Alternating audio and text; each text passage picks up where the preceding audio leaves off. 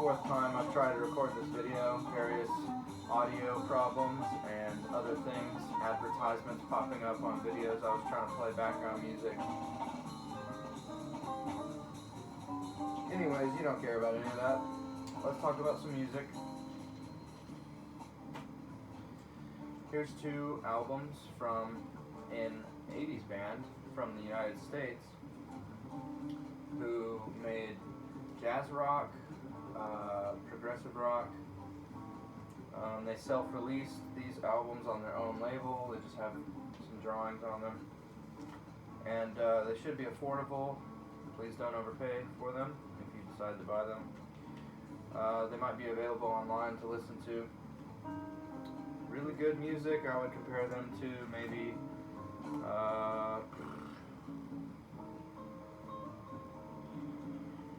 they definitely don't sound like the 80s, that's for sure. They sound like 70s fusion with prog rock influences, instrumental music. Here's a I think this is 1980. This is an album I've wanted for like 7 years. And I totally managed to find a seller who was charging a very fair price for it, 45 euros plus shipping. The other people are trying to charge like triple or quadruple that, which is absolutely stupid. It's never sold for more than like 100 or 150 before, which is still just too much if I'm paying like $50 for it. So anyways, this is in near mint condition. This is a great album. Good luck to anybody who tries to find it. It is on YouTube. The name of it is Zebulon. And they're from Germany. And that is a private press. So is this. Here is a band called Thursday Group, which apparently is not a very well-known band, but it's really good musically. Kind of sounds like this kind of music right here in the background that I have. I wish the guitar player would use a little bit more of an aggressive approach, but the horn player plays really nicely, and it's got some nice keyboards with a great drummer who was also in another band called Triode, but not the French Triode, another Triode, who actually, I think, oddly enough, recorded a live album in France.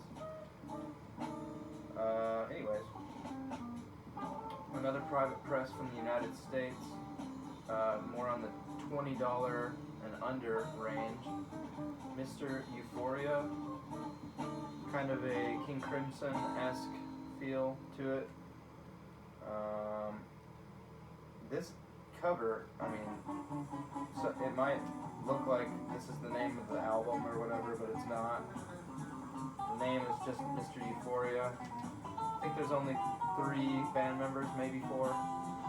Instrumental music, pretty much most of the kind of music I like these days, but unless it's a really good singer.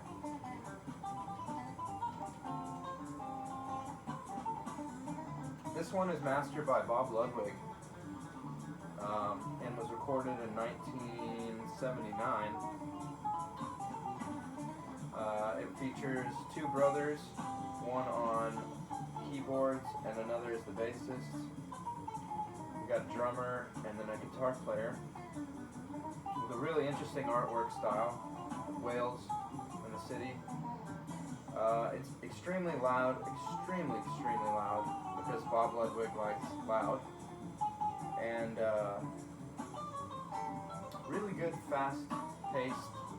Got some effects on it, fusion, like fuzz guitars and fast drum breaks and Moog solos. That's like a $10 or under record. I got that for $5, so hopefully that one stays cheap forever. Here's another one from the private press regions of the world.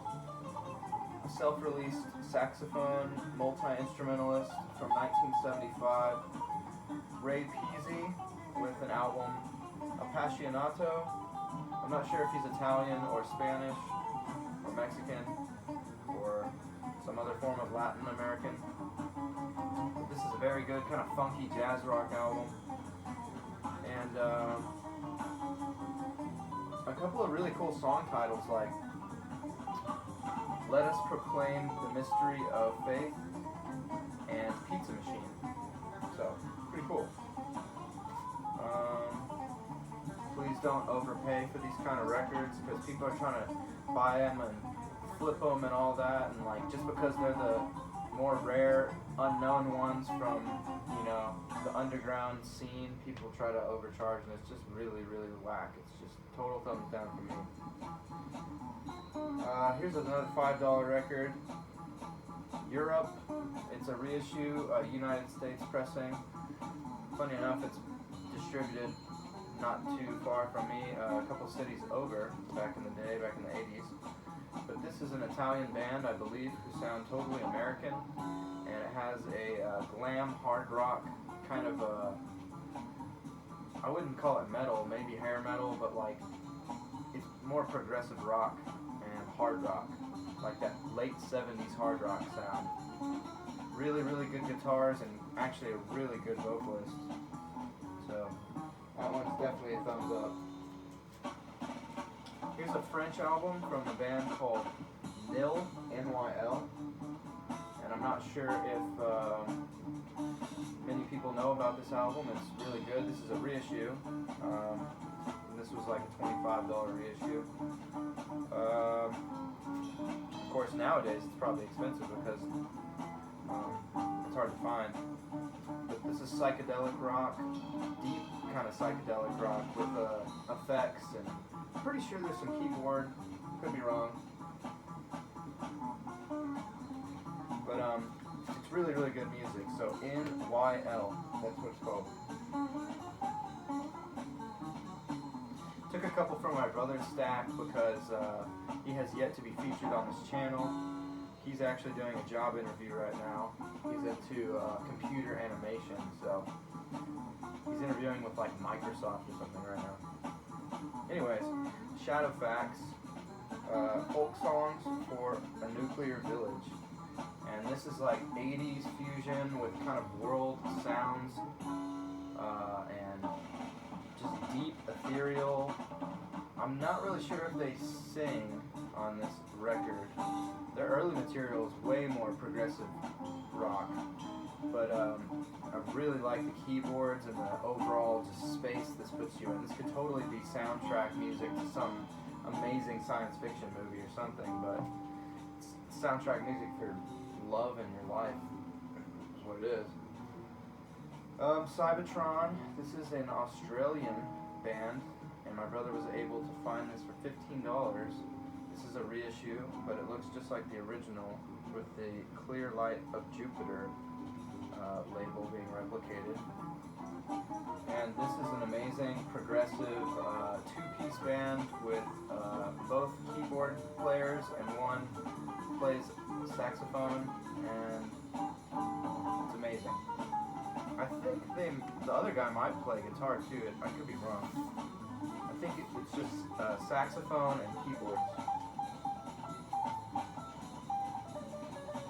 Quicksilver, 1966, San Jose, California, without Dino Valenti. I think that's how you say his last name. He would have been in jail at that time, but they were making great music. This is really long songs. It's got the blues influence with Smokestack Lightning, Who Do You Love? The Fool is actually featured on this album. So this is they had that song written in 1966. That's pretty cool. I guess that makes sense time period wise. I think their first album came out 67 or 68. I need to revisit that one because that's an all-time favorite. In Search of Ancient Gods, featuring Bill Bruford and some really good musicians.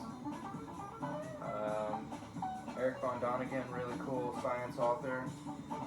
Some really interesting work. Well, all-time must-have psychedelic reissue, The Plastic Cloud, Canadian 60s, total burning music. This guy features this strange little furry creature that they seem to be holding in their hands in different various positions. Regardless, the album is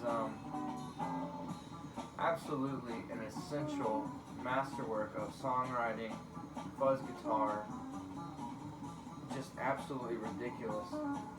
It's just so good.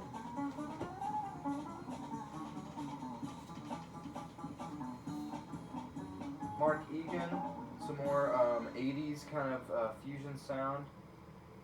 Definitely more laid back and spacey, kind of like the cover would suggest. He's got a double neck bass guitar right here with I think just a fretless and a string. Or no, it's a fretted, but it's a 4 and an 8 string bass. He uses effects on his bass guitar a lot, and it's not really funky at all. It's totally ethereal fusion. Some of it gets jammy too. Speaking of him, he was actually involved in this. I think he was an alumni, it says on the back here. University of Miami Jazz Concert Band, stating that band alumni have included Pat Metheny, Dan Gottlieb, and Markegan of the Pat Metheny group. So at one point they were involved in this Miami concert jazz band. This particular release is a 1980 rendition of the Jazz Concert Band. I haven't looked into their other works, but this is a direct-to-disc, funky, kind of almost cheesy music, but it's really enjoyable and it's high fidelity, so pretty good. That was $15 I paid for that one. This is a great album from South Africa. The band is The Third Eye. This is a Shadox reissue. The album is Awakening. I bought this for my brother for Christmas. And All Along the Watchtower is, in my opinion, just as enjoyable as the Jimi Hendrix version. And it's very long. Actually, it's only 3 minutes and 12 seconds, but it feels longer than that. It's really a trip. So I would really suggest that everybody listen to that album. Eric Johnson, tones. Definitely a guitar hero.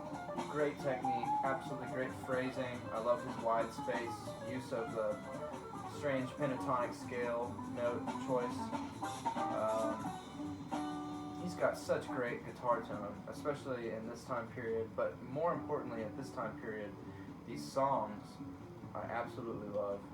The writing and the singing and the structure of the songs is his best material in my opinion. I really want to see him live. He has a lot of shows booked this year, but I don't know if I will be able to. Moog.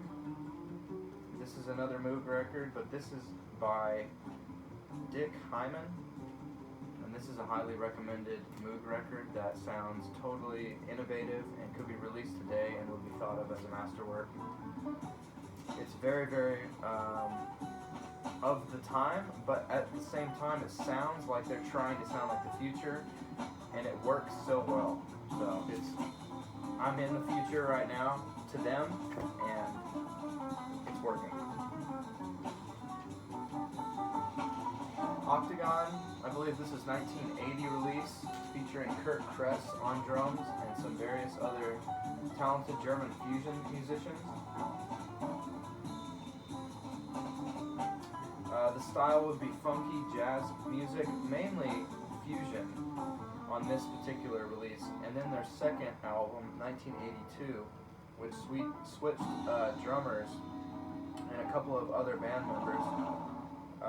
This is called Orientation, and this is more of a funky jazz rock style.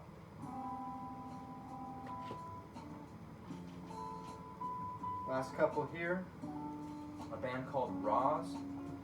I believe this is after this album right here. This is an album called Prüfungsangst, and I'm not sure I'm pronouncing that right. I do not speak German. I can use Google Translate though. Anyways, great funky fusion. And this has really, really good guitar playing and is immaculately recorded in high fidelity.